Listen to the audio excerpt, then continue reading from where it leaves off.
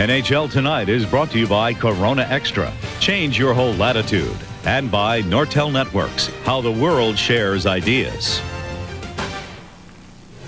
It's all about the Benjamins. The Rangers have 3 players in the top 12 of the 99-2000 salary list. Don't forget, before going on their free agent spree, signing Fleury and Kamensky and company, they also had to lock up Brian Leetch, which cost them $7 million this season, second on the team to Fleury.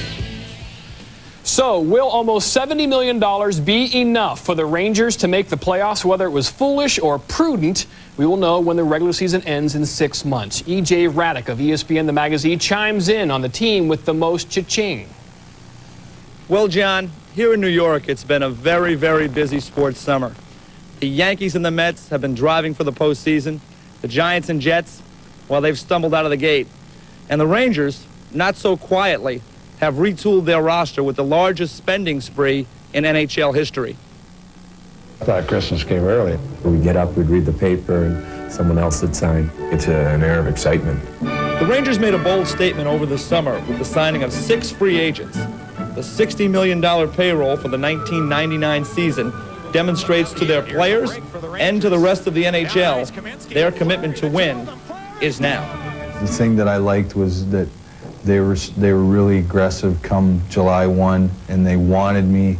And as a player, you want that. You want to be wanted by an organization. I was one of the last ones to sign with the Rangers, and seeing all the changes that they've done and all the free agents that they signed, and with the nucleus that was here already, it was a very easy decision to make. Coming to the Big Apple and coming to a team that has made some big changes over the summer to really make a run for the Cup this year. It's going to be a fun time. New York Rangers give me first offer, and I take it, and no more questions. There were many who did question the Rangers' record spending spree, over $67 million in 2 weeks. But the Rangers are not just competing with the Bruins and Panthers, they're battling with the economics of the Big Apple. We have a responsibility, we feel, within our own community, within New York, to put out a product that people are going to want to see. Much the same as all the different entities of entertainment in New York put out a high-level product. I think on a hockey level, as far as peers in the sport of hockey, there is some, feeling that, geez, why can't they just do it the way we all do it and suffer even a bit longer, like we've all done, like the Quebec Nordiques had done, like the Winnipeg Jets did? Why are they so impatient? Why do they jump quickly to having to go out and try to buy things? Well, they haven't lived in New York, or they'd know why. You don't have to live in New York to understand that Smith and his team will be under the microscope. The critics will be waiting. I thought there was a lot of pressure last year. We had less talent, but I don't mind that at all. I think that's exciting. Again, if you have the players to win, then you should win. There's no question about that. The quicker this team bonds, the better start they should have. But adding a possible 8 new faces to a lineup could pose a problem. I don't think there's a set recipe as far as chemistry is concerned. If it will come together, it doesn't matter whether you've been together for 6 years or you've been together for 5 months. If the people in the room are the right mix, it's going to come together, and I think that we have a good mix here. Thanks, EJ. The Rangers open up in Edmonton on Friday, then take on Messier and the Canucks the next night. Barry, what did they get for all that coin? This team's on a Stanley Cup contender, are they? Well, they are a Stanley Cup contender, and I loved all the excuses those guys gave about coming to New York. They came to New York because of the money. That's the reason they came to New York. What did they get? They got 2 offensive players that are excellent. They got 2 excellent defensemen in Lefebvre and Quintel. They got Taylor, who can play any position, kill penalties, and they got McLean that gives Richter a great backup. Now, don't forget, who says the Rangers are done now getting players? There are a lot of good free agents left out there, and Neil Smith's wallet is not quite empty, so they can still go out and get a Joe Murphy or a Verbeek or players of that quality to help their team even more. We shall see. That would make them even more of a veteran team. However, Pavel Brendel and Jamie Ludmark, Bob McKenzie have been sent back to their junior teams. This Ranger team is an older one, and any injuries would bring their questionable depth into play, wouldn't it? Well, it would, except the depth is a luxury that not even the Rangers can afford. And it was unrealistic to expect a couple of 18-year-olds like Lundmark and Brendel to come in and make a big splash in the Big Apple, even though Neil Smith predicted Brendel would be on the team. I look at what they've done, and like Barry, I like the fact that they've upgraded the top end of their lineup, especially on offense, with Kamensky and Fleury. And this is a team, in my mind, that has a better shot of making the playoffs, but still no guarantees. I wonder. Second-line center Mike York. Maybe Barry's right. Maybe they're going to give him some time to see if he can play at this level, at that position. And if he can't, then maybe they have to go out and make some other moves. But I think they've still got some holes in that lineup for all the money that they've spent. Okay, Bob, while the Rangers made the most noise. Investing more and changing more than perhaps any team in the history of the National Hockey League, the New York Rangers moved forward the 1999-2000 season, which begins on the 1st of October. This is the Y2K edition of the Rangers, and the big acquisition in the offseason was the high-speed, high-scoring Theo Fleury. Earlier tonight, he got used to his new home. It's Madison Square Garden, the world's most famous arena. Preseason hockey, the Rangers and the New Jersey Devils here tonight on MSG. Hi, everybody. I'm Al Troutwig along with John Davidson. This is a Sam Rosen Appreciation Night on MSG. And, John, we've got so much to talk about with all these new faces. It was hard to imagine when last year was over that the Rangers could do enough to give you hope that they could be remarkably better, but they've done that. Well, welcome aboard, Al, and welcome back, hockey fans. I think for the Rangers, Al, more than anything else, they've acquired some very young players that they can build around for the future. People like Brendel, people like Lundmark, etc., and some surprises we'll talk about during the game. And the other thing is they did acquire a lot of free agents, spent some healthy money to try to upgrade the Rangers with speed and scoring.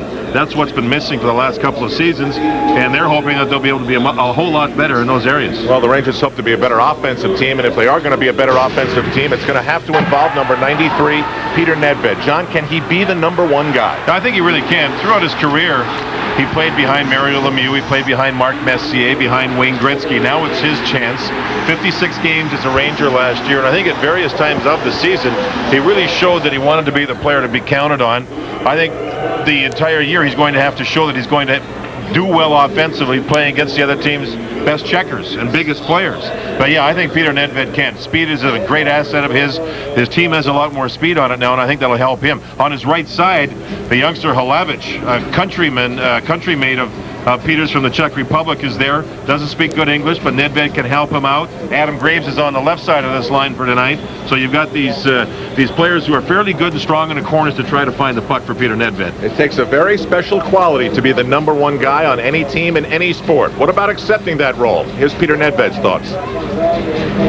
Yeah, you could say that. Obviously, with being number one center, you get a lot more responsibilities, which I do looking forward to that, and that I guess that comes with being number one center, and I always like that. I never really care as much to be called as a number one center. It's more like the responsibility that I was looking for, and I guess that comes with being number one center, and that I'm looking forward to. Now, behind Peter Nedved, of course, we've got an exciting, fast player in Theo Fleury. What does he bring? Yeah, we all thought that going into the season, Fleury would be playing with Kamensky, but Nedved would be their centerman. It hasn't been that way so far. Fleury and Kamensky have been on the same line with different centermen. They bring speed. They bring great penalty killing. They can help on the power play, obviously. Theo Fleury is an agitator on the ice. He plays his best hockey when he's really in the mood emotionally, and his teammates will back him up, and he'll drive the other teams crazy with his style of play. He's exciting, and I think the fans are going to fall in love with Theo Fleury immediately. On the other wing, you talk about Valery Kamensky. I think he may be one of the best pure skaters, not only in the NHL, but all the world. Just watch his grace, his speed. He can go around defenseman on the off wing. He's a left winger, a right-handed shot, and with that speed, he can create offense. And he and Fleury have really developed a good bond so far during training camp on the same line. It was Fleury to Kamensky in overtime on Saturday night as the Rangers, in an exciting game, I'm told, beat the Atlanta Thrashers. Now, what about behind Peter Nedved at center? Who's going to be there? Could it be that Manny Malhotra, who's all bulked up, who worked out hard in the offseason, can accept the role and flourish in that role? Well, Malhotra is now 19 years of age, and in camp, he's really played a physical game. He's finished his checks. There's one in training camp up in Vermont when the Rangers first started. Here's a game against Phoenix, played in Minneapolis, where he got into a scrap, landed about 9 straight rights before he took one on the button himself. But he did a great job bulking up, getting more fit, and understanding what it takes to play in this league. Two other centermen we'll see tonight. We've got Mike York, who's 21 years of age, not big at 5'10", 180. And Lundmark on the other side, a very high draft pick for the Rangers this past June. these are two kids who have really played well. York will play with Fleury and Kamensky on the same line. I said, Theo, what about York? How is he? He says he's fast and he's smart, and I love playing with him. So we'll take a good look at these three centermen besides Nedved in this game and see how they do. Lundmark is the instant candidate to be the new matinee idol on the team. What about this guy, this defenseman, Kim Janssen, that everybody seems to like so much? They're raving about him. He was drafted 5 years ago, played over in Sweden, but he's matured. Great presence on the ice, moves the puck really well, Al. He makes decisions and passes the puck well, does not get intimidated. And I asked Coach John Muckler about him. He says not only is he going to make our team, he's going to star. So that's a heck of an accolade in training camp for a younger defenseman. I'm really looking forward to watching him play tonight. All right, let's get started. Our first look at the new edition of the Rangers here at Madison Square Garden. We'll be back in a moment. Devils scoreless on MSG. New York City, home of the Rangers, versus Mystery Alaska, home to 642 people. Do we really stand a chance? From the director of Austin Powers and the creator of The Practice. On October 1st, Bobby, the game is on. You guys know what you're made of. I know what you've got inside.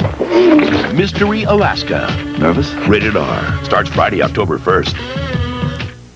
Step, and Terreri rejected him. And the puck goes up into the crowd. Kamensky does that well on both sides of the ice.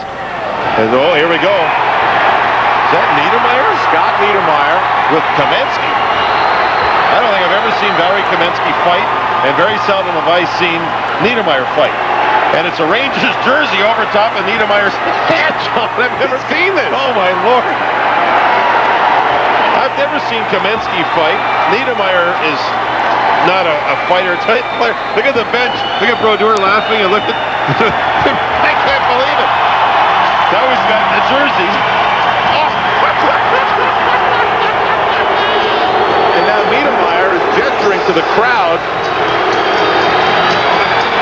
So Fleury has words. Niedermayer tried to drop kick Kamensky's jersey out of the building. It didn't go anywhere. Oh, baby, something. Kamensky drove to the net on the far side along the goal line, and Terreri stopped him. Next thing I knew, there was a fight going on. This must have something to do with getting Kamensky away from the goal. There goes Kamensky to the net, and he's given a shot, and then you can see Kamensky's stick go right up underneath the chin of Niedermayer. Niedermayer turns, says something, and then they meet up, and Niedermayer and Kamensky start going. Now watch the jersey somehow. The sleeve of the jersey goes right over top of the helmet and visor of Scotty Niedermayer. Look at this. He's reaching to pull it. He's actually pulling it on even harder. Now here's the drop kick. Pretty wacky. You know, knowing both people like I do, Scotty Niedermayer is one of the quietest, nicest guys in the world. Brodeur's killing himself. Kamensky he reminds you to try and get on the board. Yeah, you never know what happens. Robbie Ftorek wants this faceoff outside the zone. He loses the battle. On the draw, it's loose in the crease, kept alive by the Rangers. Theo Fleury. Fleury again. Fakes the shot, drops it off. Long drive, Rangers score! The 5-on-3 goal, which means that the sudden penalty is over, and the Rangers still have a power play to try to tie it up. And how about Kim Janssen on what has been a difficult night coming through from the right point? -2 at even strength, but lets the shot go here, and it's a hard one. Watch the battle in front of Chris Terreri's net. Fleury moves in, finds the puck. Janssen moves back on the other side and is open. Now moves in. A little give and go up high. Nice pass across, and there's the rocket. Fleury will get an assist. Janssen hits the net, keeps the shot fairly low. Earlier in the period, he was shooting it high. And the Rangers able to score to all of a sudden make it 2-1 and still have the power play for another minute 40. There's Janssen, who remains out there for the Rangers. Fleury, a nervous beginning at home, affect what he's trying to do. Graves, Nedved, and Fleury out there for the Rangers. Leach dumps it across. Here comes Nedved, bothered by Sergei Nemchinov. Long drive by Quintal, loose in front, there it is, and they score! Peter Nedved with Theo Fleury right in the middle of it, no surprise. Oh, they love it here in the Garden, and the fans waited patiently all night. And we're 2:27, Al, away from overtime and 4-on-4. And the baby woke up. Rangers on the power play. Nedved wins the puck back. The shot's there. It's on goal. Nedved battles and taps it in from the side of the net. You watch on the near side as the puck goes towards Chris Terreri. One of the Rangers with Graves in front will jump down low. It's Fleury. And then Nedved's there. Graves does a great job, folks. He is so strong. Earlier on the power play when they scored it was Stevens, a big forward. Right. Leach around one. Around Matt. Drops to Fleury. Tries to get it back to Leach. Danico is there. Leach gets it. Danico doesn't clear. Graves tries to find the puck. It's at his feet. Finds Fleury. Fleury almost out of the zone. Down low to Leach. Fleury in front. They score! Adam Graves must have tipped it. And the Rangers pull one out of their hat. How did that happen? How did it go in? What a sneaky play. Kirk McLean did a good job in goal for the Rangers. John Muckler and his team able to score too late and won in overtime, and they win this thing 3-2. And John, it's preseason, but you can't learn to win at home early enough. No, that's right. I agree. Theo Fleury had the puck right on the blue line and kept control of it, went around the ice, and just seemingly surprised everybody, including Chris Terreri, with a wrist shot that was low and accurate. So the Rangers, and they had some die-hard fans here tonight at the Garden, able to find a way to win this thing. And now they go into New Jersey for a game tomorrow night. And I have a feeling that one tomorrow night might be a little emotional, too. A very impressive debut here at the Garden for Theo Fleury. Fleury across the blue line, down to Leach, gets the puck back, snapped it. Oh, Adam Graves. Adam Graves in front. He's been in front all game long, hasn't he? He's put in front of the net because of quick hands. He finds ways to do the good thing. Look at Fleury there. Use his body to shield off the checker. In front is Graves. And it deflects right off his stick past Chris Terreri. Rangers win at 3-2. Look at Fleury. Right on the. He never panics. Keeps the puck away. He has a wide skating stride to shield the stick of the opposition. Leach back to Fleury. Shot towards the net. It goes in off of Adam Graves. And the Rangers win in overtime, 59 seconds in. It is one of the magical things in hockey that a player takes the puck at 100 miles an hour and deflects it with intent and often scores like Adam Graves does. 59 seconds into the OT. You know, it's a good reaction by the Rangers to come back and win it. You see, not overreaction. Fleury played well in this game, second, third periods in particular, also the overtime.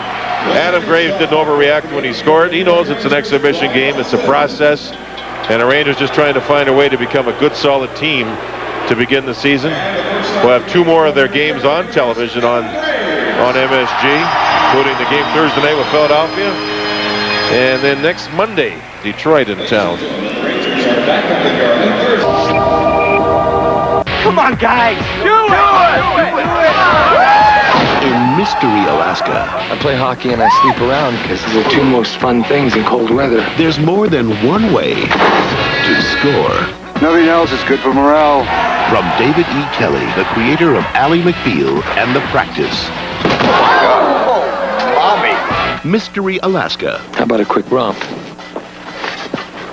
Directed by Jay Roach, rated R, starts October 1st.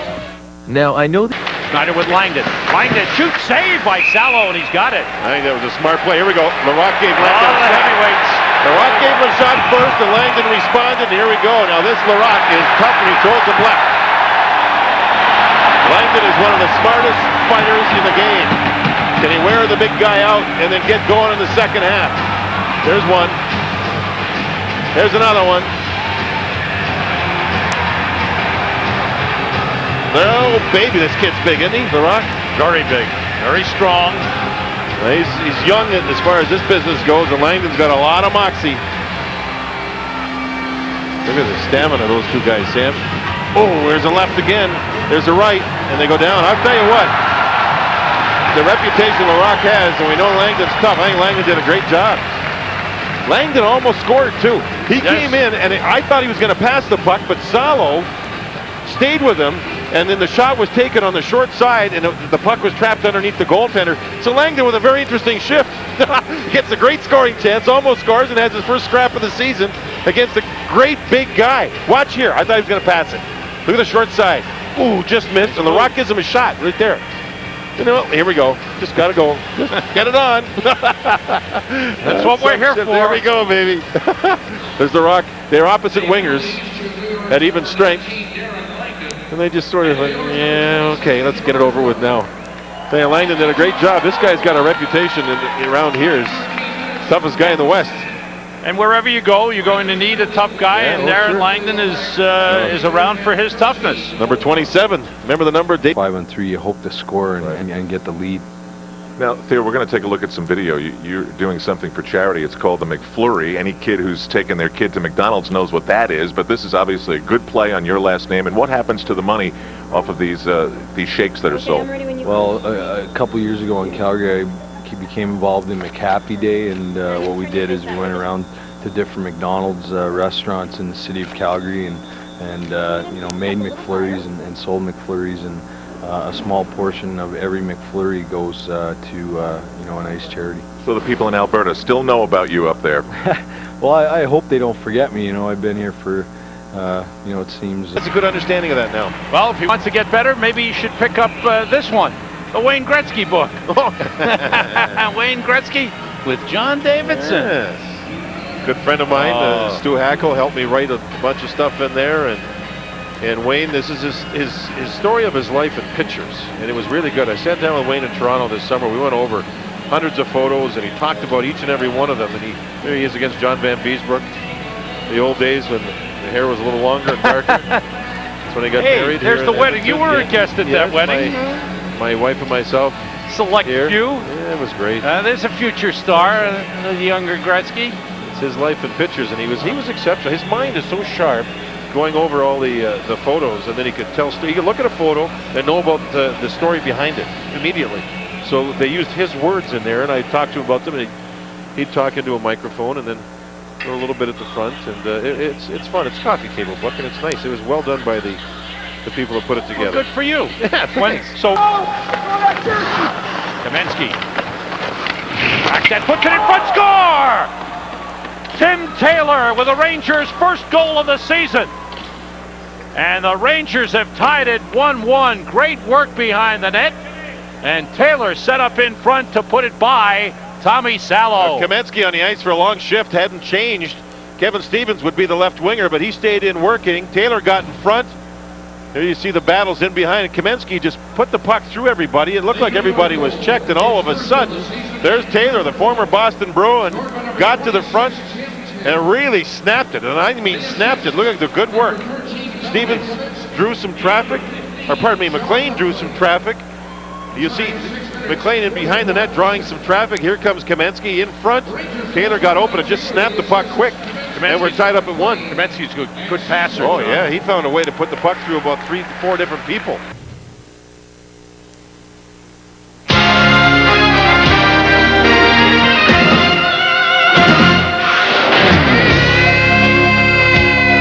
Just ahead on SportsCenter, the second half of the Major League season begins. But will Mark McGuire start it on the DL or as a DH? Pedro takes the hill. How about the buzz Beantown gets when he faces off in Fenway? It's time to bury the hatchet in New York. Mark Messier is back. Well, to say it's a great day, obviously, is an understatement. And exactly which Florida team does Tracy McGrady want to sign with today? Is he the NBA's next KG or Kobe? He too made the leap from high school to the tops. And will Lance Armstrong still be atop the Tour de France in the yellow jersey? Just go ahead and get down on it. SportsCenter's next. Dance Mix version of SportsCenter along right here. Trey Wingo and John Butchergross. Mark Messier is back in New York, but to start the second half of the season, Bobby Cox won't be with his team in Baltimore. That's right, Trey, arguing with the umpire not a Hernandez on the disabled list. Since he left for Vancouver in the summer of '97, the Rangers have been a mess, missing the playoffs all 3 years. He was missing the playoffs all 3 years in Vancouver, but Ranger fans will ignore that and turn their lonely hockey eyes to 39-year-old Mark Messier to be the nucleus of yet another Ranger revival. Messier signed a 2-year deal and was named their new captain. He left the Rangers on bad terms in a ceremonial burying of the hatchet with MSG President Dave Checketts. Messier and Checketts buried the hatchet. the man who led the Rangers to their first cup in 54 years, will try to lead them to the first cup in 7 years this postseason.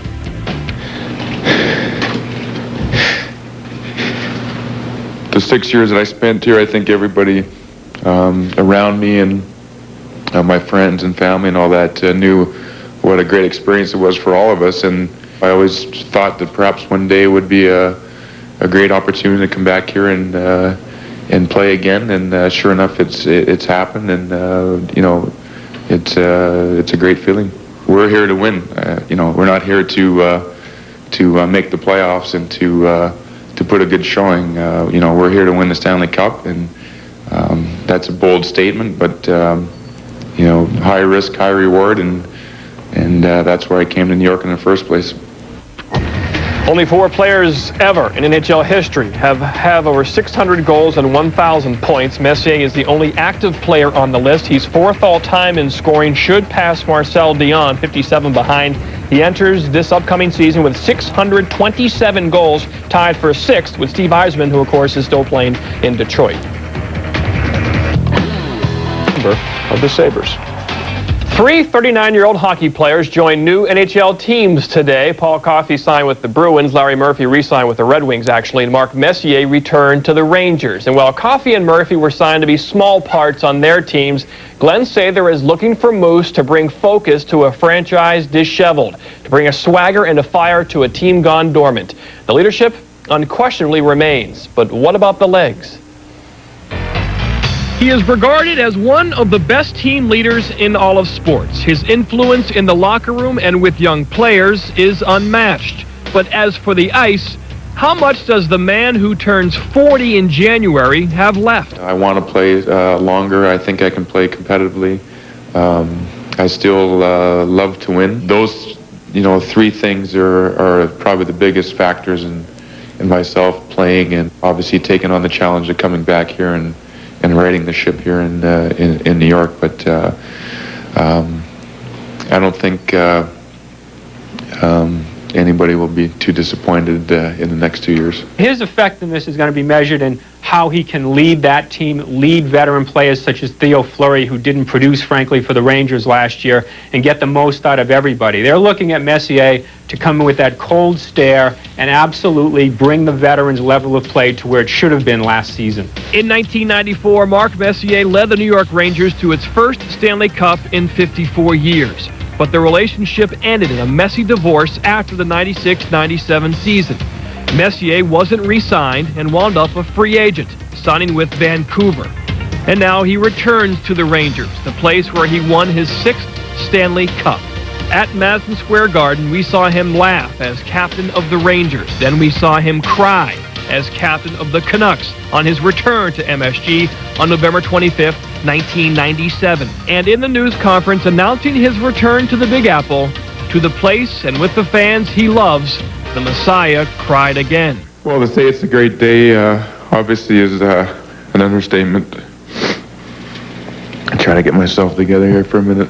What made the moment even more emotional for Messier was the fact that Ranger captain Brian Leetch not only attended the announcement, but also handed over the captaincy to Messier, the role Messier proudly held during his previous stint in New York. The people close to me know what I think about Brian, and to accept for him to turn the captaincy over and for me to accept it for him is a real honor.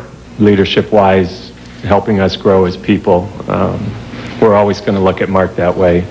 Our team is a veteran team, and it makes perfect sense to have the best leader in sports to lead your team. And in typical Messier fashion, just as he boldly predicted a win in Game 6 of the 1994 Eastern Conference Finals, Messier added a similar yet much less lofty prediction as he was reunited with the Rangers. Yeah, I'll guarantee we're going to make the playoffs.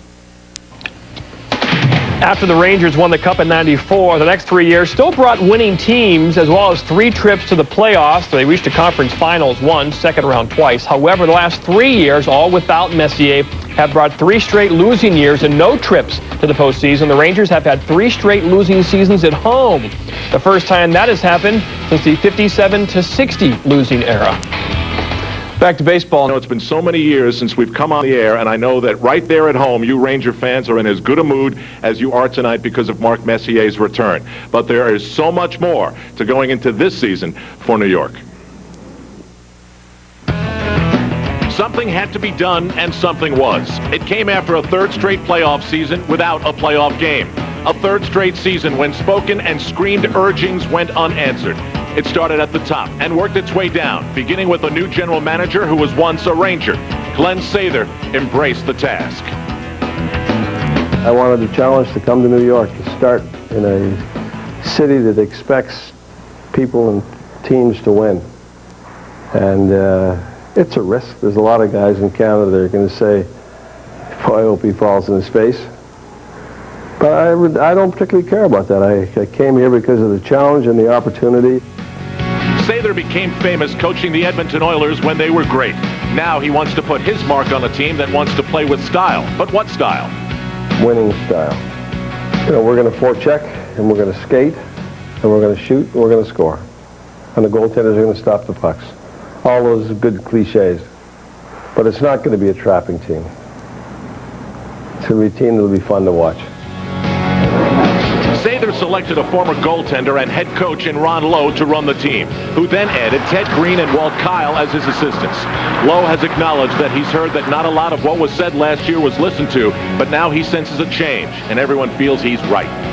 He's an honest, upfront, hard-working guy, knows the game, treats players with honesty. He brings a lot of enthusiasm, and he's a winner. He wants to win. A lot of motivation. He's the guy who's not going to cheat his team by not being prepared himself and preparing the team to play. He'll get a lot out of all these players. They'll all like him. They'll all respect him. There's a lot of talent here. There's a lot of good hockey players.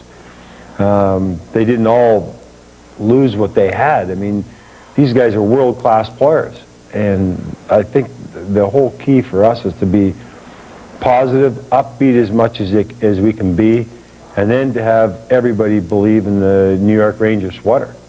There are people here from all different teams. The only thing that matters now is the one that they're on, and that's the only thing that matters to us. The biggest news, of course, is that the Rangers undo the biggest mistake in franchise history by bringing back their greatest captain. Mark Messier's emotions have always been the key, whether it was returning to New York or celebrating the 1994 season to cherish. For what happened in vanquishing the 1940 curse, number 11 will always be held in the highest regard. Ranger fans, you can pinch yourself if you want, but it's real. Messier is back. A lot of people are probably looking at this, why take the risk when you're Mark Messier? But he's come back with the attitude that he wants to win. He wants to win the Stanley Cup in New York. And I know Mark well enough to know that, you know, these aren't false statements. He believes them, and he's going to try and present it.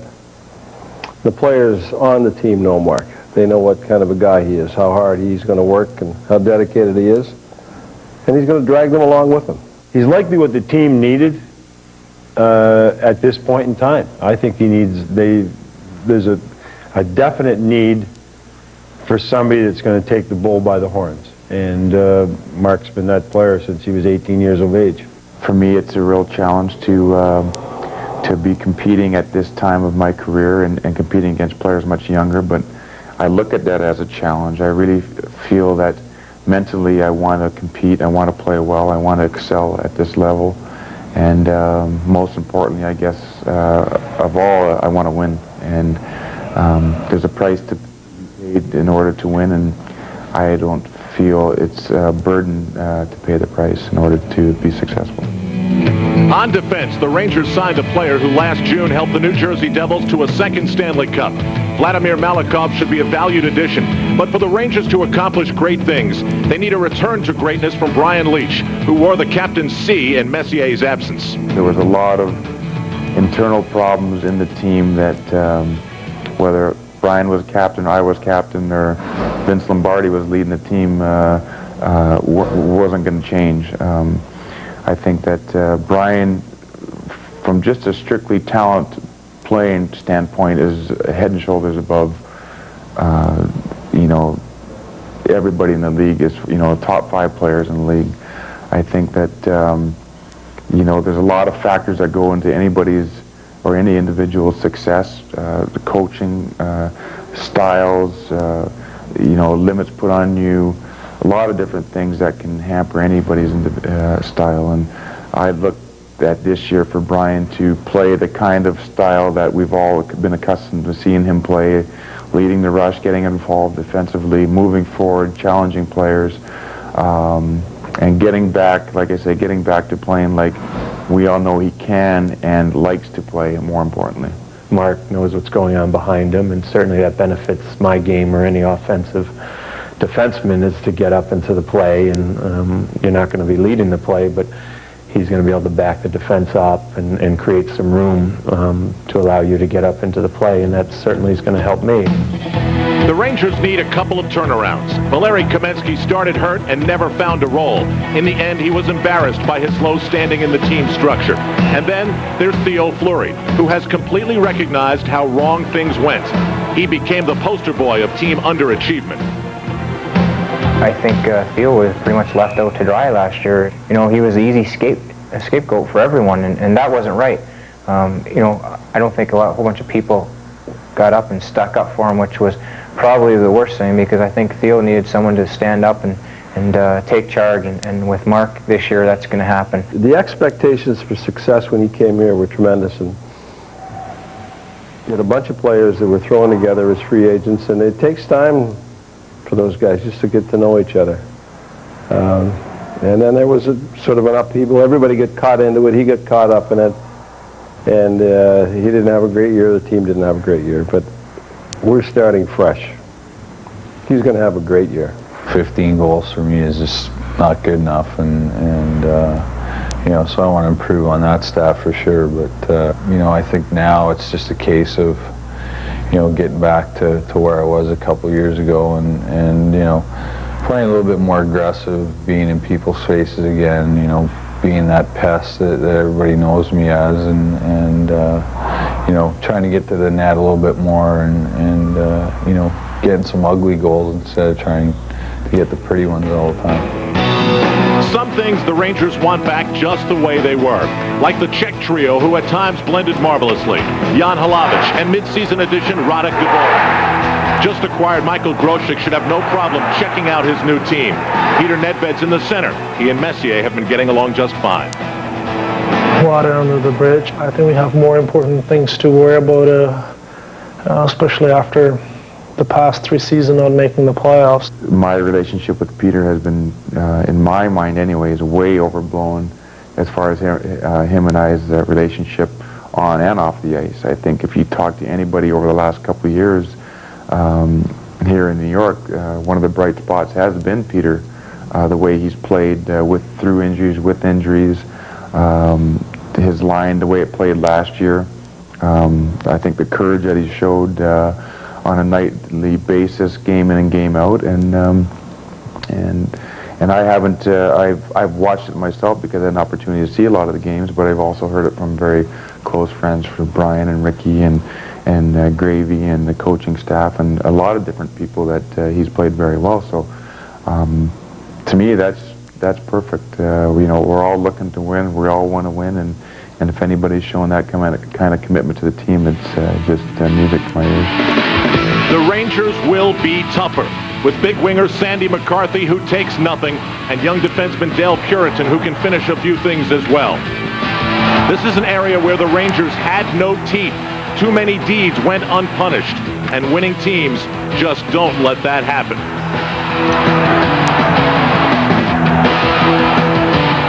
Everybody knows what kind of player I am. He wants me to take care of the other guys in the team and make sure everybody feels comfortable, which they should.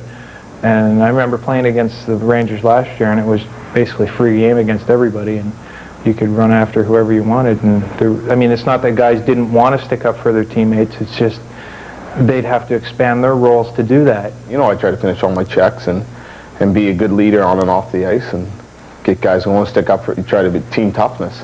That's key. And for my game, it's not like I'm going to score 50 goals a year, or throw up a lot of points, but I'm going to be there for all the guys on my team and keep and work hard and set example. In goal, the Rangers look no different, and that should be no problem. Right now, the team is in the hands of Kirk McLean until Mike Richter can return from knee surgery. His rehab should be over later this month. And one thing the Rangers never worry about is Mike being in top physical condition. We're looking at somewhere in the second or third week of October, and hopefully we can hit that. But to put that in stone at this point can really open you up to some trouble. If you're a little bit swollen or the thing's not healing quite the same way, or you're just physically not in game shape, to come back early is irresponsible. You have to have patience, and I'll give up a week or two in the beginning of the season and come back at 100%. And I really do believe I'll be better than I was last year, and all of it will be worthwhile when midway through the year we feel great about ourselves. So here we go again, on a journey that knows no destination, only hope for what can be in the Rangers' 75th year. Playoffs are the expectations. You can't have sights any lower than that. I think the biggest thing, too, is to likely have people in New York like your hockey team again. I think that in order to do that, the hard hats are going to have to go on and go to work. And that's going to be the biggest key for us, is to have the people leave the building and think that they weren't cheated after games. And that's the goal of the hockey club. For the record, Mark Messier has said he's disappointed that the expectations for this Ranger team is so low. So he quickly got back into the swing of things, reminding us what he's all about by guaranteeing this team's return to the playoffs. A little bit later here at Phillips Arena, John Davidson will join us to analyze, among other things, the recent trade with the Chicago Blackhawks that makes the Rangers a little bit tougher and a lot younger. Right now, let's go back to Mike Crispino in New York. Very, very good. So let's take a look at what Mark Messier means to the Rangers lineup. He'll be back with his old buddy Adam Graves, and he's got a new right wing. Valery Kamensky will play on the right side. He's never played right wing before. Kamensky has good speed. He said he played one game on the right side in Colorado, and that's it. But he's ready to go. Mark really has enjoyed Kamensky through training camp. And I asked Messier, as he was about to sign with the Rangers, who do you want to play with as far as your forward line goes? So what kind of question's that? I want Graves on the left side. Oh, there he is. All right, back in check are the checkmates. The same line, they're intact, and they're ready to go. The only line that was together all season, or at least at the end of the season for the Rangers that they have this season, is this line. Great speed. Dvorak certainly. Halabich now knows the league. And I think with these two lines, along with the next line we'll look at, the Rangers are going to have some scoring throughout the lineup. Last season, it was only this line, along with Mike York, that scored. York was the best player in training camp. Fleury's on his right side, and the new man, Michael Groshek, on the left. Well, Fleury and York seem to click together. York's smart offensively, smart defensively, can cover up when Fleury goes to the net. And with Groshek, you get a bigger winger with good speed, good hands, can go to the net a little bit with an aggressive attitude on the ice. So that makes up for the smaller players in York and Fleury. You've got some size with Groshek. Ron Lowe wants to roll four lines. This is what that fourth line will look like. Big key is Taylor and his face-offs. He can win draws. If you use Messier, York, whomever you want, you've always got Taylor there. McCarthy comes over. He's huge.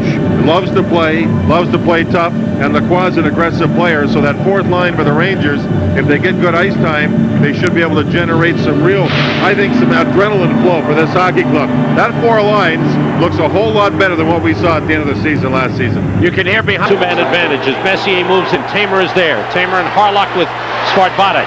Malakoff with the shot blocked by Tamer. Malakoff keeps the puck in. Messier's got it. Messier slides it to Kamensky. He scores! Valery Kamensky! It's a power play goal, and the Rangers take a 1-0 lead. You know, the Rangers took a shot by Malakoff. It was blocked by Tamer, and the Thrashers ended up with this 5-on-3 with two of their three up towards the blue line. And as soon as the Rangers regained control, Messier knew he had all kinds of open space. Look at that. Tamer's the defenseman up. Now you watch Messier just move, and there's a wide pass. Kamensky's a right-handed shot. He moves over to the left side for the power play, and he can just blast it off the pass. Kamensky gets the Rangers' first goal, a 5-on-3 goal, and Messier gets the first assist. Kept in nicely, by the way. Tamer. Add another assist to the great career of Mark Messier, his first point in his second tour of duty with the Rangers, and Kamensky's been smiling throughout training camp. John, he's been a lot happier A lot more self-confident. He likes the situation here. I think you've talked about it. Malakoff being here helps him. Hlavich. Now Dvorak. Caberlet is there for Atlanta. Caberlet and Buzek, the defense pairing. Set up. Janssen shot, save, rebound, score! There you go. Peter Nedved. It's a power play goal, and it's 2-0 Rangers. I think this power play for the Rangers will be lethal. Lethal. And we haven't even seen York on it hardly yet. You know, this is a point shot by Janssen that had to be kicked out by Damian Rhodes, and then the big rebound was sitting there, and the Rangers make it 2-0. Nice pass, good shot, and there's the rebound. And eventually this power play, if they get enough of them, they'll wear you down. There's a lot of talent on this power play. Quick shot by Janssen. Sam, it used to be Leach on the point. Close Leach down, the Rangers are dead. They can't get it going. Now they got Leach, they got Malakoff, they got Janssen. Theo Fleury is good on the point when he plays the power play. There's 4 guys right off the top. So the Rangers, 2 goals in the last 2 minutes of this first period, both on the power play, lead it 2-0 as Leach fires. Call up, log on, or stop by. As you look towards the bottom here, you'll see Lambert and Richie Pilon square off. Now they're still talking. The whistle has sounded. They decide, okay, let's go. And they threw some pretty good rights and lefts, and I would term it a draw.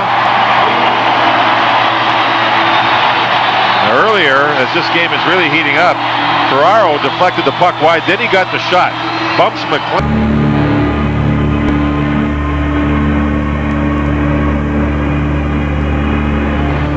Now we welcome to Madison Square Garden the new assistant coaches, Ted Green and Walt Kyle, and the new head coach of the New York Rangers, Ron Lowe.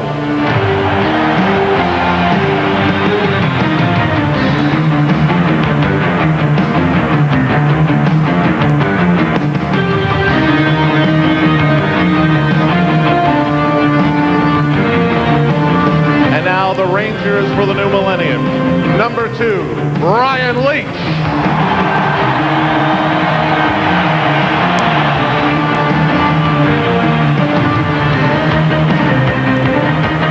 Number 3, Kim Janssen.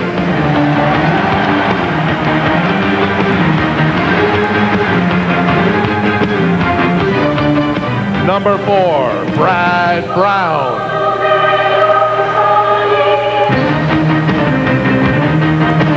Number 5, Dale Purinton.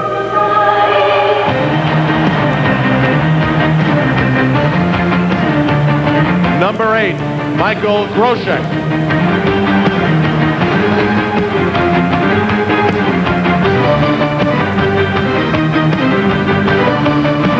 Number 9, Adam Graves.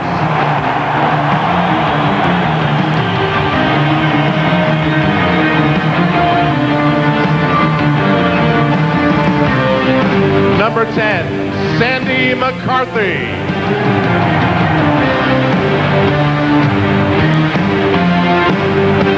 Number 13, Valeri Kamensky.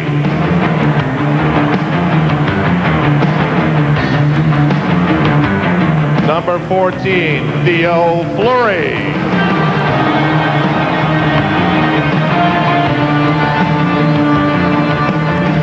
Number 15, John McLean.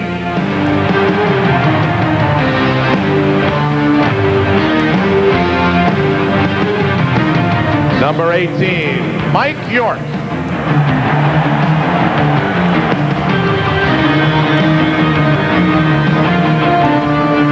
Number 20, Radek Dvorak.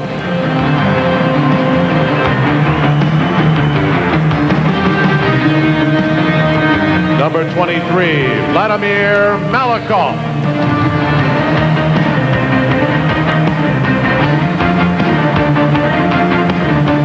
Number 24, Sylvain Lefebvre.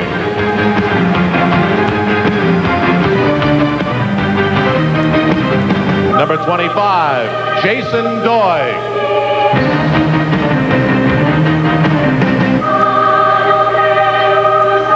Number 27, Jan Hlavich.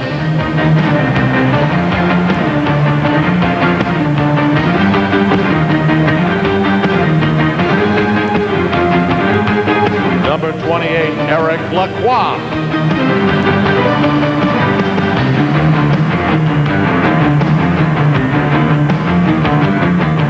Number 26, Tim Taylor.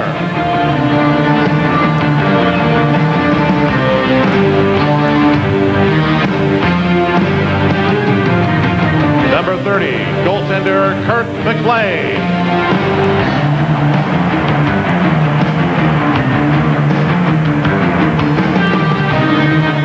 Number 34, Jason LaBarbera.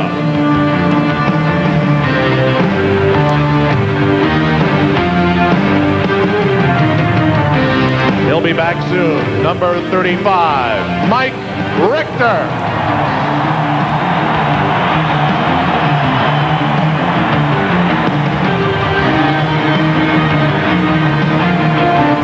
Number 47, Rich Pilon.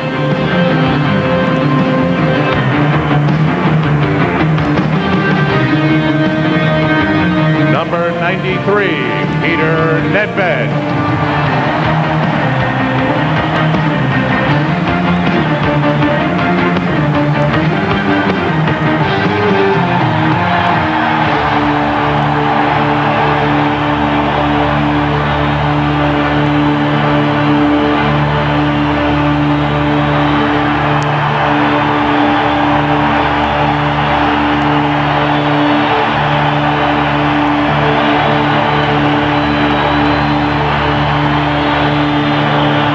Here we go.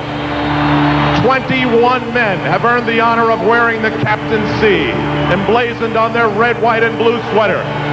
Throughout the 75 years the Rangers have been in existence, none have meant more to their team than this man. It is through his gifted leadership, his unbridled passion to succeed, and the tremendous pride that he instills in his team that he is the 75th anniversary captain of the New York Rangers.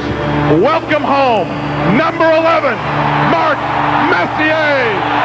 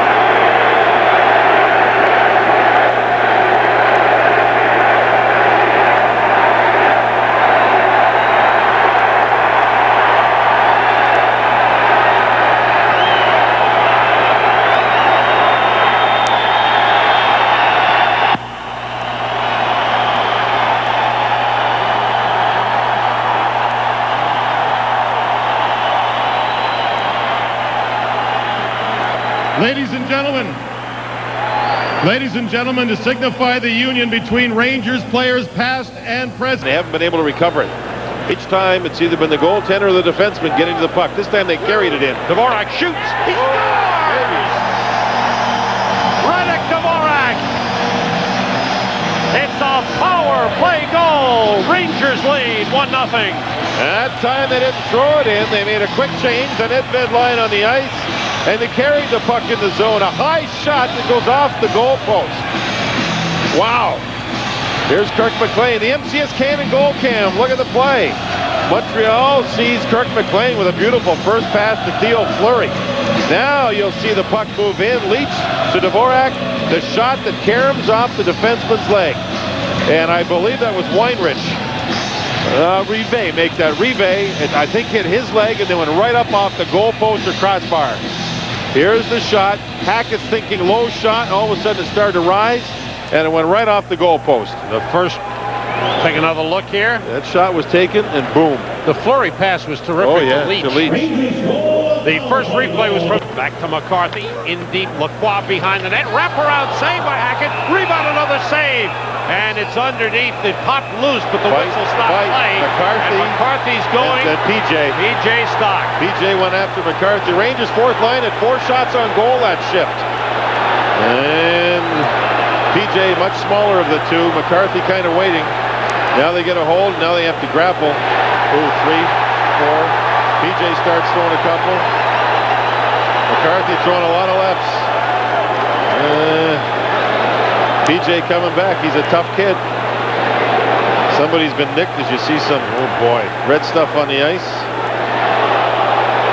Stock's taking a lot of shots. He's always been game. He really has, and he's been cut around the nose. Against bigger guys. McCarthy's left hand real loose. And now the linesman jump in. Ooh, baby. If there's a tough scrap, that was a tough scrap.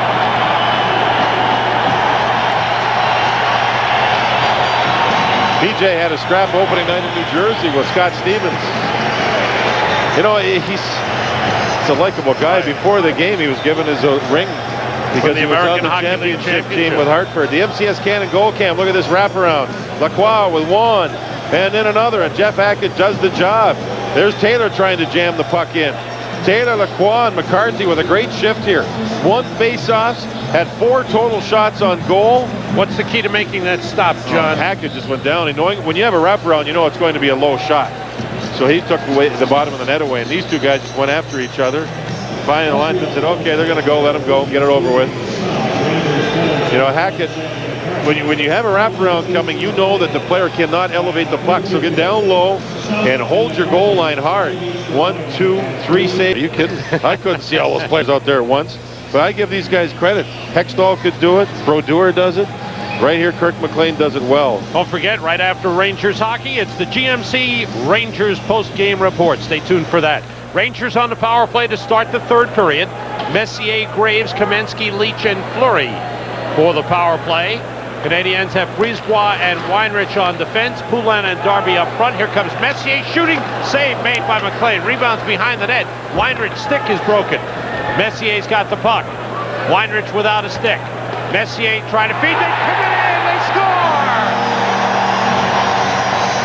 Mark Messier. It's a power play goal. And it's 2-0 Rangers. And the captain has returned. What a big goal this is for the Rangers, for Mark Messier, for everybody. Weinrich and Darby, they were switching sticks. Weinrich lost his stick. Darby gave his stick to Weinrich, and when this happened, Mark Messier scored. Now look at his face. The Rangers start with a power play early in the second, and it's 2-0. Here's an ISO look at Mark Messier. He'll head up the ice on the off wing. He gets the shot that's blocked.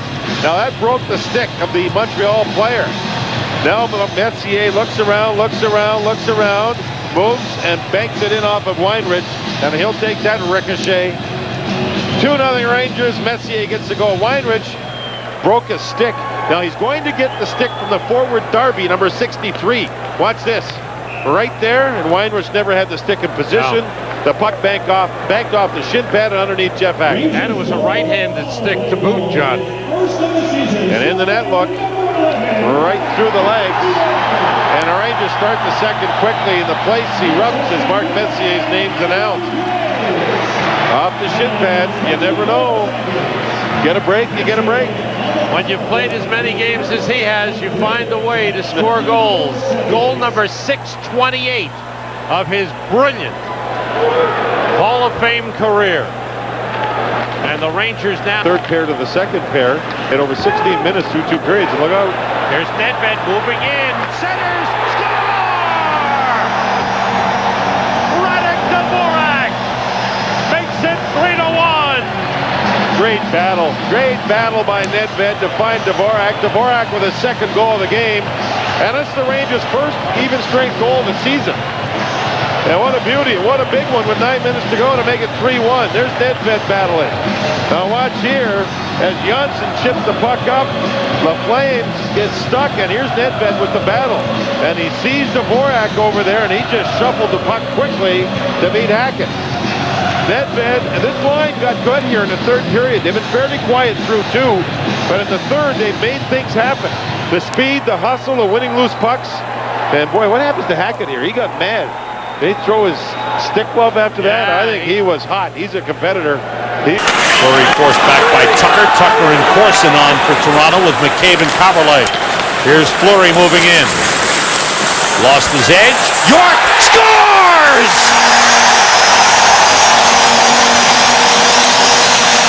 Mike York ties it with a rising shot over Curtis Joseph. It's 1-1. Now they're standing and dancing here at Madison Square Garden. Look at Kim Janssen lead the rush to Fleury. Stays wide, and on the way down gave the puck to York. And did he read this play, Sam? Tucker let him go, and York just went to the middle, and he saw Curtis Joseph going down, and York, a right-handed shot, saw the top corner on the glove side. And all he did was hit it. Curtis Joseph was leaning to his right, waving the catching glove in the air. And top corner goes Mike York. We're tied up at 1. First goal of 2001 for Mike York. As Hoagland, he's all by himself to get through it. Sundin to the net. Saved by Richter. Alavich. Now Dvorak brings it in. Looks for Nedved. It's deflected across. 30 seconds to go. How did Hoagland not have a breakaway? Put out in front. Leach. Score! Score!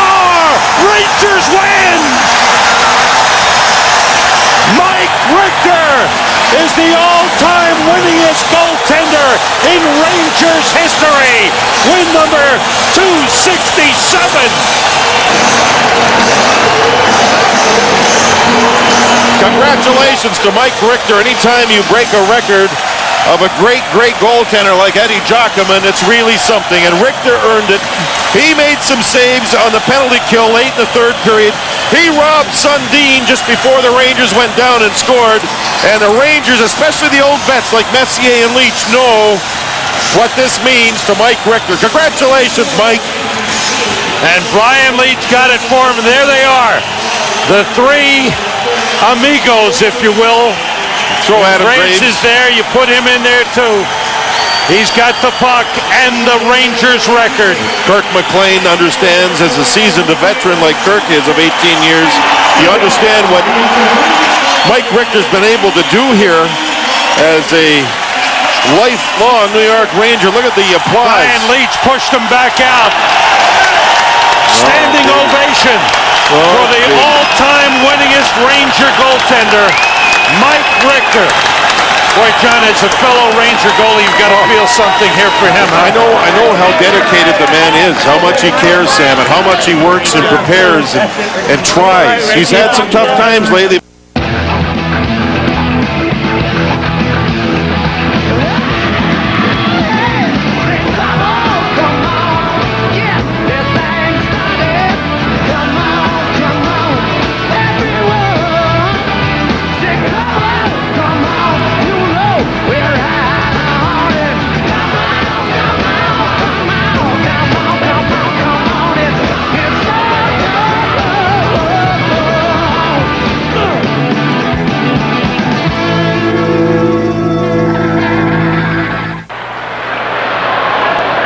Fleury to Leach.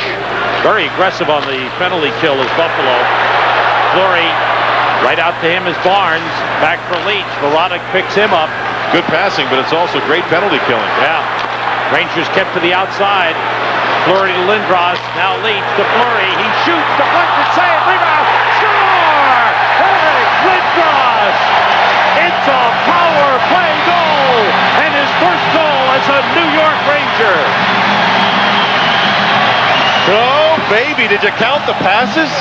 Beautiful. Buffalo was really aggressive with their penalty kill. Essenza made a big save, and Lindros got the rebound. Look at the pass work, the movement. Nobody stayed still. Lindros provides an opening, gets the puck. Now he goes to the net. because here comes the rebound of the Fleury shot and deflection by Dvorak. The reason Essenza had trouble handling it is that Dvorak will deflect this shot down. Essenza with a great save, and after Messier missed, Lindros was there. What a power play. Baby, you talk about power and finesse and pass work and skating and movement. That was gorgeous. Pretty good combination. Lindros puts the Rangers in the lead, 1-0. Fleury and Dvorak will be the two getting the assists. What a great looking unit that was. Without Pekka last year, now it's proving they can win without Hasha. We got a and the gloves are off. Bolton and McCarthy. Well, you kind of knew something was going to happen with Bolton. And Bolton trying to hang on here. McCarthy, I think, wants to get loose. Bolton's got his right hand loose. Nope, here comes the left.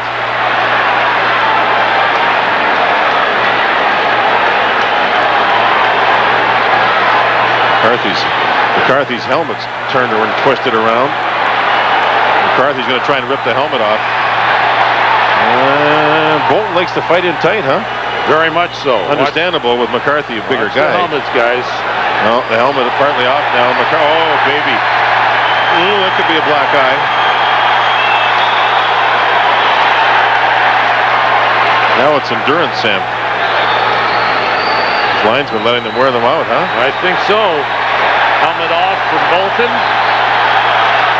Oh, baby. Oh, Bolton firing. Yeah, he just grazed the right side of the helmet. One's lost his helmet, one hasn't. This is a long one, John. Yeah. Ooh, ooh, ooh. And now the linesmen say, okay, that's enough. That was a long one.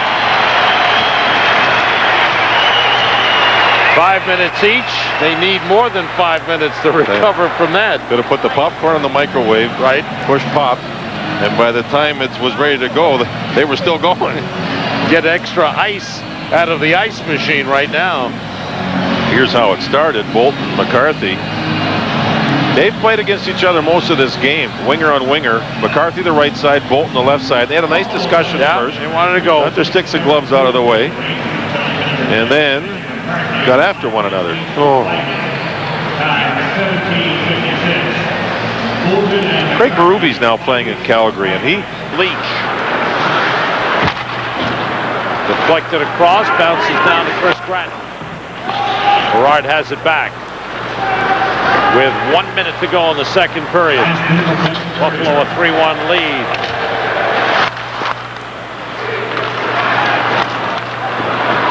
Seager. Here's Nedved looking. Carries it in deep center. They score! And it counts. Michael Groshek. Going hard to the net. A big collision in the crease. Groshek gets the goal. It's 3-2. And Sam, the referee was in behind the goal line. I was wondering how it went in. Was it deflected illegally or make it legally? And he pointed him emphatically that it was a goal. Here's the Rangers in the neutral zone. Nedved and Groshek create the turnover. Seager helps out, so all three forwards were there. Seager made the play. It's a 3-on-1, and you can see Nedved's patience. Groshek just drove to the net with Schmelik on him, pushing him some. See, there's the turnover as Zhitnik was rushed. All the forwards are trapped.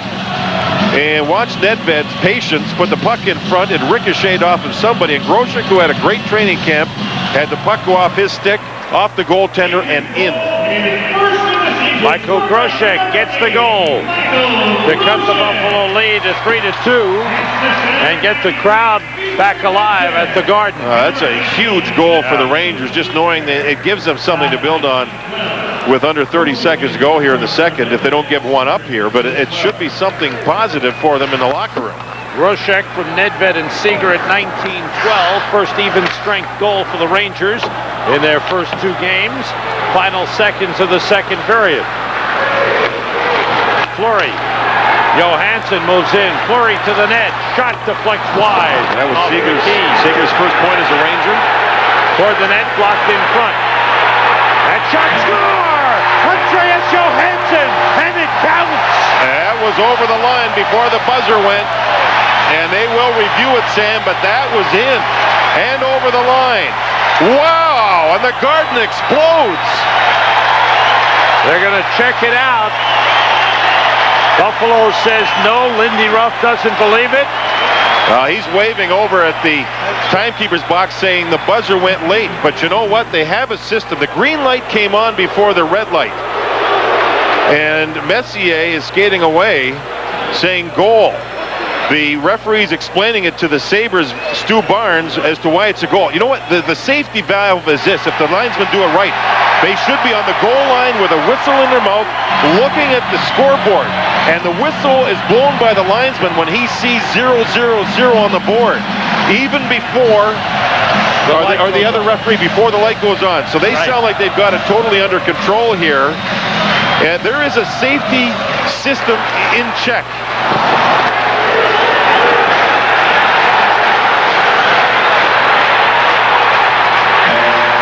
That was in and out before the buzzer sounded.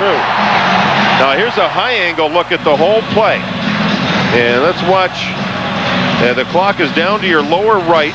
There's a referee on the goal line.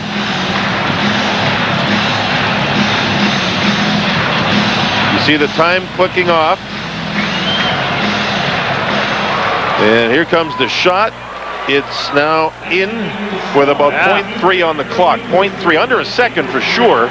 What a marvelous end of the second period, and the Ranger fans, I think, are satisfied now. Johansson with the low shot through the screen. Was that Lindros who made the nice play in the high zone? Yeah, I think it was, just to keep the play alive. Fleury's in front. You see Essens that can't see the shot. I think Lindros made a real muscle play in the high slot. There, look, see Lindros hold his man? Right. That's Connolly. That muscle play allowed Johansson to get into the puck and take the shot. Rangers get 2 goals in the last minute to tie it 3-3. Al is with Tim Connolly of the Buffalo Sabres. And Seager's got the puck. Nedved picks it up. Feed to Leach. Leach heads up ice. Now to Nedved. Moves Sweden with Leach. Leach turns and shoots. Save. It's in. It's in. Brian Leach scores. And the Rangers win in overtime.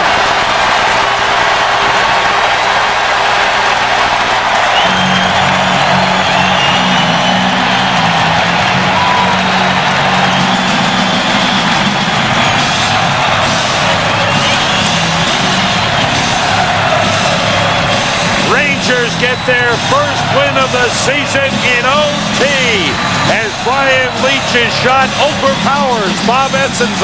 Just what the Rangers needed, just what the fans wanted.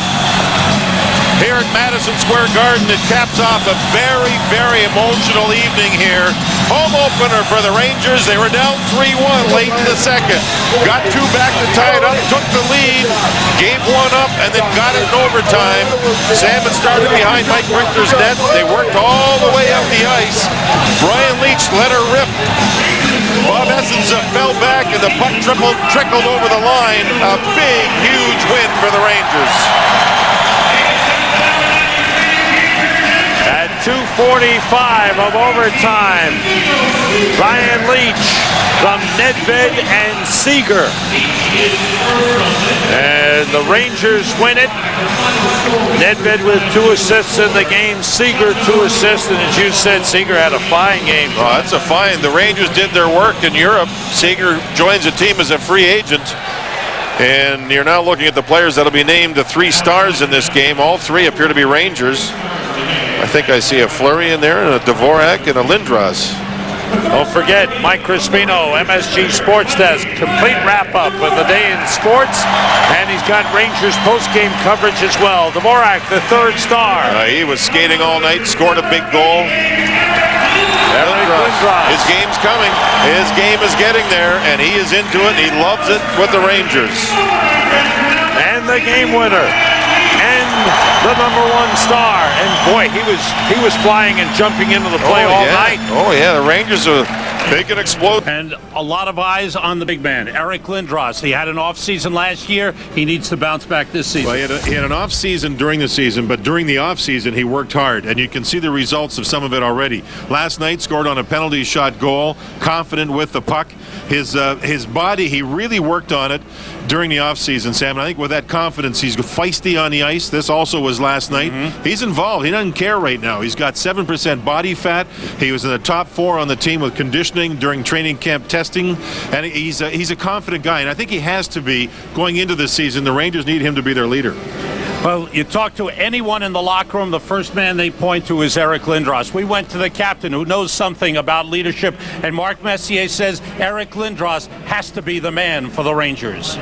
Well, Eric has got to be our on-ice leader. I think everybody realized that. I think everybody expects that from Eric, and Eric, I think himself realized that he's that player that we're all looking forward to lead us by example on the ice, and that's a big burden to carry on a team, but he's in the position on our team that he has to be that guy. He's big enough, he's strong enough, he's physical enough, he has a finesse, he can score the goals, he can do all the things it takes to be that player, and we're looking for him to be that.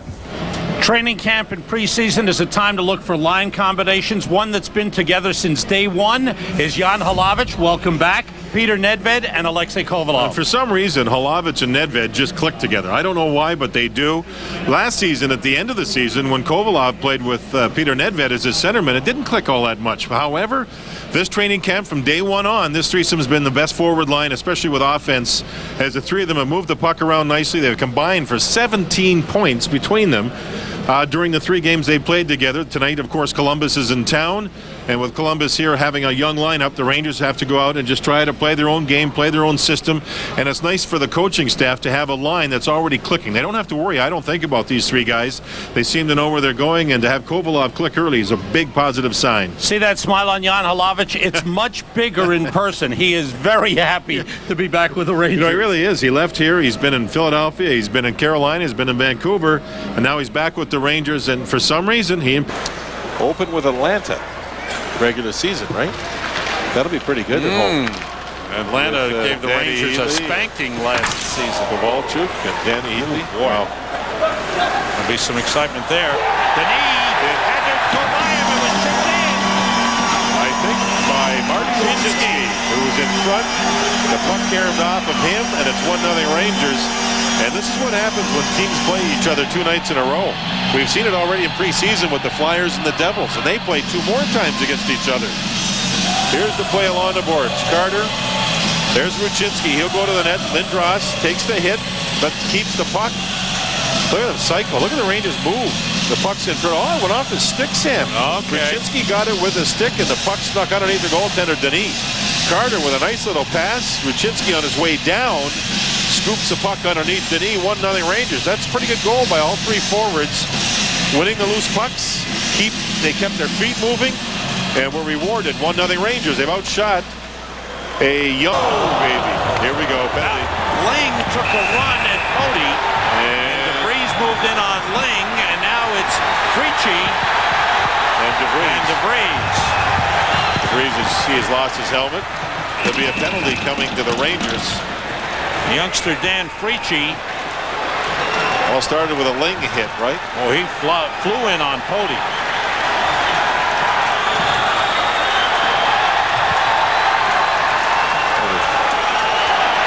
Breeze with the jersey over his head trying to stay in it, and now he's going after the youngster.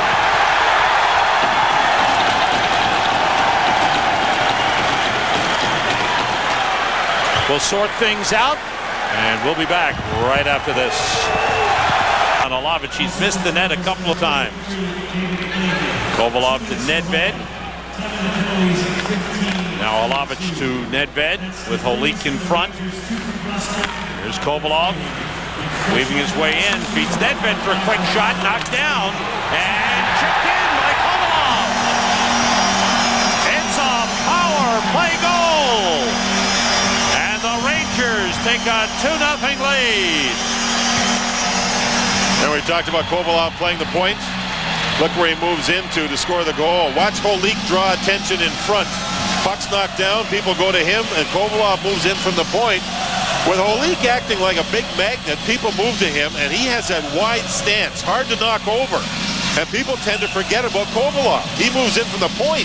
There he is alone, finds a puck, and with his quick hands, it's 2-0 Rangers. Look at them all move to Holik. See that? Yep. And then here comes Kovalov, and that looks pretty good. Kovalov's third goal of preseason. There's the overhead look, and he waved at it. 2-0 Rangers late in the second period. And that is a tough break for him. He's had a strong, very solid training camp. A good prospect, one of the good young prospects for the Rangers. Ruchinski to Malikov. Now Ruchinski again. Lindros comes out with a shot, rebound, score! Martin Ruchinski, his second of the game. Rangers lead 3-0.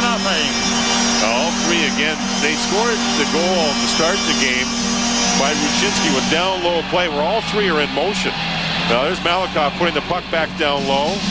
Ruchinski, Lindros, Carter's on the far side, but all three are moving around, and that makes it hard for the opposition to check you when you're moving like this. Rebound, Ruchinski's there, bang. Nice little play by Lindros. Yeah, but I just like the way the three of them are moving. Big guys like that that have good hands, you keep moving like that, it's very difficult to keep you in check if you're down low around the goal net getting the loose pucks. Rangers score early in the third after getting late goals in the first and second and have a 3-0 lead. Kasparaitis fires it out. Kid Ling is on the ice. He's had those two real big body checks. Chris Simon is his opposite winger. Always something to watch for. Looks like the Rangers just want to pay attention to detail. And Messier forced the turnover. Petrovitsky shoots and scores. Ronald Petrovitsky ripping one over the shoulder of young Pascal Leclerc, and it's 4-0. That's not Leclerc's fault. How about the Rangers being in position without the puck to create a turnover? Watch them in perfect position. Messier's stick creates the turnover with the help of Simon. Simon goes to the front of the net. Petrovitsky hits the top corner. Messier looks around. Nice pass. Simon without the puck drives to the net. And there's a rolling puck, put right underneath the crossbar. And the Rangers have blown it apart here with a 4-0 lead now early in the third period. Ruchinski got it to boards. Janovic. Breeze to Kovalov for a one-timer. Two slap shots by Kovalov. Leclerc got a piece of it. It went and slid across the goal line for Alexei Kovalov. It's a power play goal, and it's 5-0 Rangers. I think Glenn Saylor, Tom Rennie, Terry O'Reilly, the entire coaching staff will be thrilled with the way the power play is looking, especially with Holik going to the front of the net. Kovalov just has to hit the net. He has such a great hard shot. And you can see it worked on that play, obviously. Holik may have deflected the puck, Sam. Think so? Could be. I'm not 100% sure, but it was awfully close. You were right about Kovalov and the slap shot, John. Yeah, Ted Green, the entire staff would be thrilled, I think, with the way that's looking. Kovalov on the point, Holik in front. Under 11 minutes to go in the game. Rangers goal, power play goal, scored by number 16. Kovalov and DeVries. Bobby Holik gets the goal. Equalized Davidson caught it as Bobby Holik with a tip in front. That's Holik on the power play. Holik from Kovalov and DeVries. The only negative tonight is the injury to Lamb, the fine young defenseman, with what we've been told, a problem with his left shoulder. Network, hope you'll stay with us. There we go, Lacouture and Jody Shelley? I don't know. Yes, it is. That was a good guess, John. Well, Shelley's got the rights going. Shelley is big and strong. I credit Lacouture for going with him, too. Shelley's the big tough guy for their team. And Lacouture stood right in there with him. Right in there with him. 39-20 the shot. For the third time this season, the Hurricanes' first home game against the Rangers. The Rangers coming in off a memorable night at Madison Square Garden Tuesday night. That went off his chin. Kovalov has got it. takes the shot, he scores! It may have been tipped.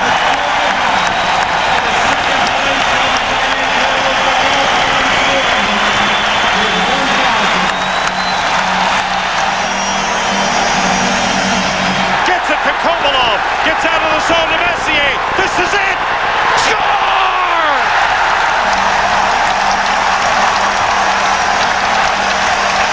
Mark Messier is number 2 all-time in scoring in NHL history.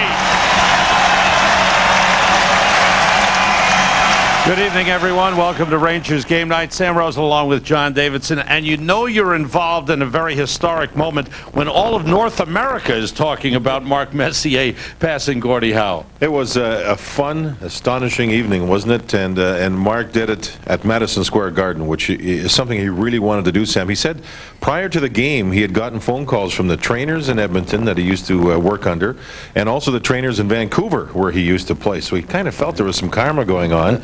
Next thing you know, he got it taken care of, and I think everybody in the hockey world has a great deal of admiration for what he's been able to do, and I know I certainly do. And he was a big part of the Rangers beating the Dallas Stars, so he really felt good after the game that the Rangers are doing well, and he had passed Gordie Howe. It makes it a lot more fun achieving some individual statistics when we're playing and playing well and winning. It's been a little disappointing around here for the last while, and so it's been hard to kind of get too excited about any individual statistics, but makes that much more special when we're playing well and winning, and good feeling on the team right now.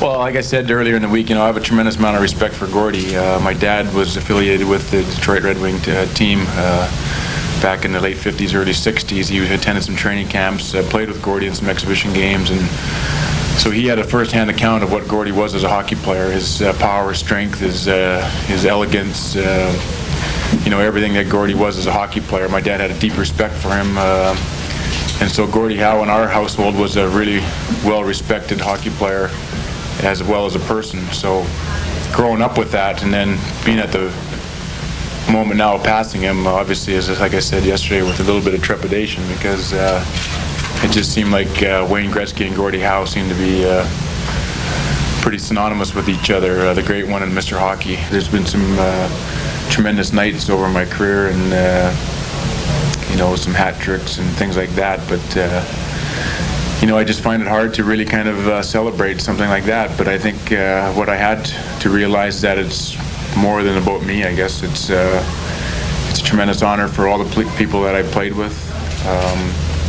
I think it speaks volumes for the game of hockey itself, and so I think sometimes you got to be, bigger than the situation, and show the appreciation you have as an individual for the game, for the people that have helped you along the way, for the respect you have for the game, and obviously for the fans. I definitely want to do it in this rink. I think you only have one opportunity to do things like this, and I wasn't going to jeopardize anything not to do it at the home rink, obviously, but to do it here, like I said, is special for me. And Mark really feeling good about the way the team is playing, that he was a factor in the win. And it came on a night that the Rangers would test you by banging you around a little bit. John, you mentioned this in the pregame show, but the Rangers' top line can do it both ends, defensively and offensively. Oleg, Kruchinski, and Kovalov. Yeah, I think that when you look at other teams, when the Rangers go on the road, they're saying, man, let's put our best checkers against them. And the Rangers don't mind that because this line can score goals. As you see here, they were +2 in Montreal against Montreal's best pair of defense. They did a nice job against their checkers. So not only can this line shut the other team down like they did against Boston earlier in the season against the Joel Thornton line, but they'll get offense at the same time. What a nice bonus that is. And if Kruchinski, Holik, and Kovalov can keep it going like this, and you see the numbers with their last 5 games, and that's usually against the other team's top line or best defenseman. So that's a nice bonus. Rangers 2-0-2-1 in the last 5 games, so points out of each of those 5 games. And one of the reasons why is third periods. They've come back in third periods with big goals to get points in games. I think even when you back it up last season, when the Rangers were down in the third, it was game over pretty well. There they needed a big goal in Pittsburgh and got it as Ortmeyer took the feed from Bobby Holik. This was recent against the Islanders as Kovalov scored after the battle in behind the net. seeing the Rangers get the timely goals against New Jersey. They needed something late. Look at Weissman reach in with 2 checkers draped all over him, get a big goal.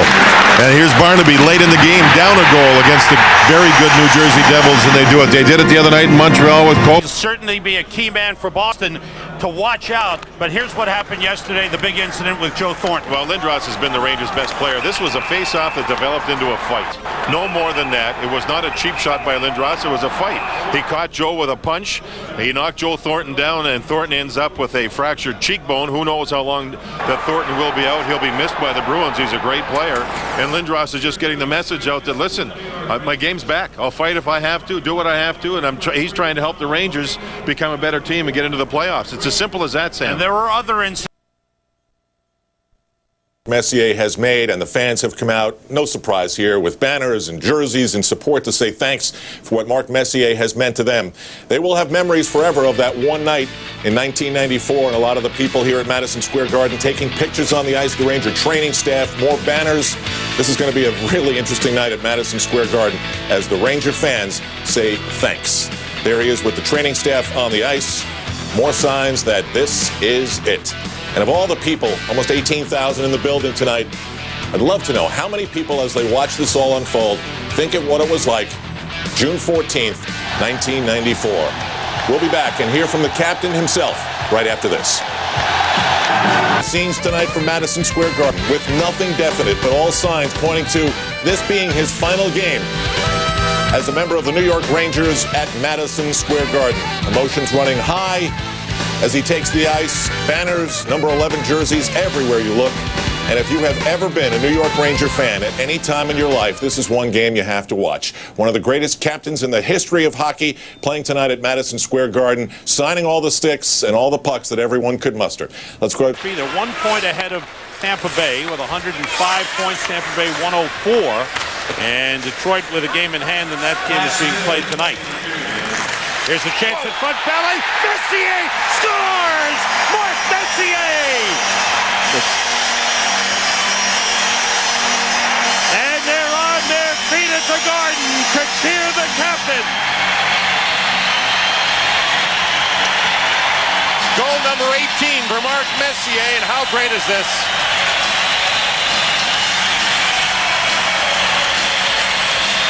The family looks on. LaRose made a great play. Number 18 along the boards. Kept the puck alive to Ballet. He threw it at the net. Messier on the backhand. Hits the top corner underneath the crossbar. Mark Messier, what could be his last ever NHL game, able to score the 1-1 goal late in the first period. And that just got everybody standing in the building. Beautiful thing to win. I think that means a chance for the fans to cheer Mark one more time. And if it's his last game, Sam, who would have ever thought Mark Messier makes a goal-saving play? And now the fans will respond as above the center ice here on the scoreboard. They showed some shots of Mark. They're on their feet for one last ovation. And he'll take the face-off, captain against captain. Mark Messier against Chris Drury. And Mark playing it right toward the end. He already, I think they want to get some more time on. They told Mark to back off. Yeah. Kerry Fraser went and slowed things down. 1.3 on the clock. Yeah. And Mark's playing it right to the end, instructing players what to do. He goes forward, it's blocked, it's over.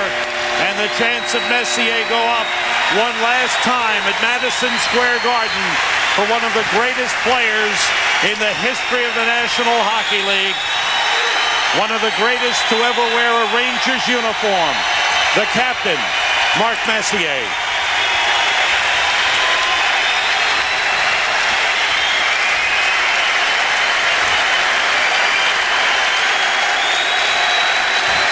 And the Buffalo Sabres have remained on the ice. What a tribute. The Sabres all staying on the ice to applaud the great Mark Messier.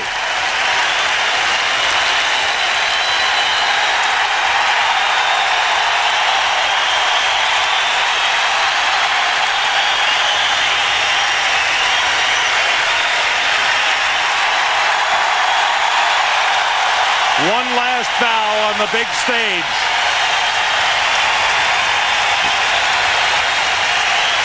from every fan who may not know him but thinks they know him, and from the players who know him well, both his teammates and opponents. The cheers come down.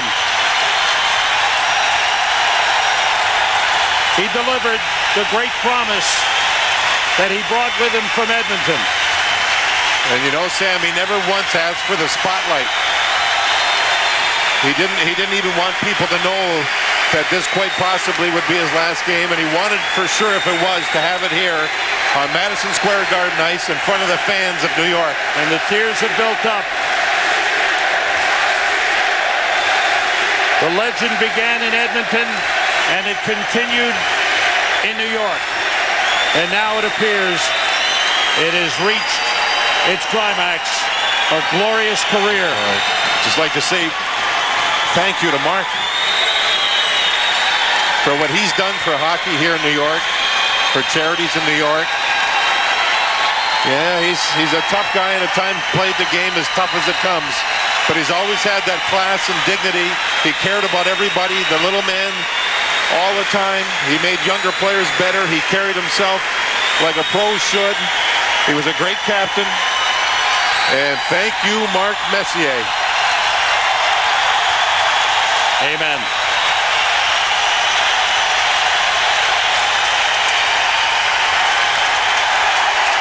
One more time.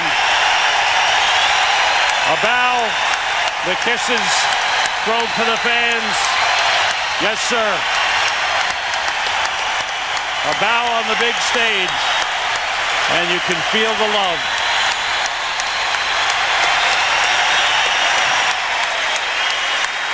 Lindy Ruff, the Buffalo Sabres coach, acknowledging the great Mark Messier. And I know we talk about it here in New York because we're close to him, but around the league, he is respected and revered. And everyone knows what a great champion he has been. They're announcing the 3 stars of the game.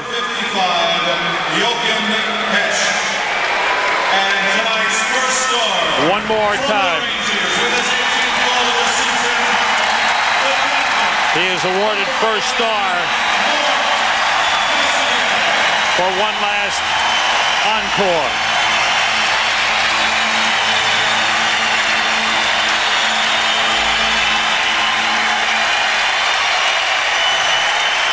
One of the special people in the world of sports, right there. It's been a privilege to watch him play and to be able to watch him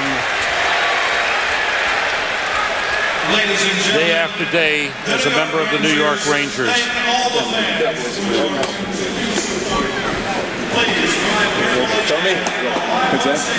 As the it's a remarkable way to end a very disappointing season. Yeah. It is just remarkable. And there he is in the locker room taking his jersey off for what could be the last time. Guys, almost hyperventilating. I don't know how to put this into words. Yeah, that's well, thanks, Tom.